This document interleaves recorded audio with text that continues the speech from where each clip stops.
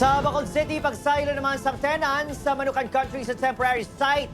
Subong semana hindi pa madayon. Tenants nga may utang, hindi pagsugdan nga makasaylo. Yaring balita nga itong gintutugan. Kung sa doy di madrawing ang nawong sa sole owner nga si Sita samtang nagahulat sang demolusyon sa Manukan Country, subong talulupang doon nga manayanaya na ang iya hitsura. Ini matapos siliwat nga ginizol ang natalan nga pagpasaylo sa ila sa temporary Manukan site subong nga semana. Yes! Ay, okay, willing. Okay, kami ya. Kahit kung dali-dalion mo to ya, masaylo kami to. Wala pa man to natapos. Wala pa tubig. Wala pa suga. Sunod kay Councilor Sally Flor, ginahikot pa ang pagpahamtang sa water kag electrical connections para sa temporary site. Ang tent nga kuntani para sa open air setup sa itong asandalan, ginkakas naman. Kwan hindi pa ready.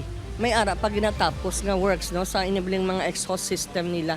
So hindi pa kasaylo. Hulaton tanay nga matapos. Sa pabangkot kung saan pati gayunod ang demolisyon sa lugar. Nagahulat pa kita sang go signal sang Commission on Audit. Kapila na ta mag-ayo sa isol-isol. Pero he is bent on nga kung tapos na gid ang structure, masaylo na ta. Ginpahanumdom sa LGU sa tenants nga bayaran ng arrears. Bawod hindi sila pagpahanugutan nga makasaylo kung hindi mabayaran ng ila o ta.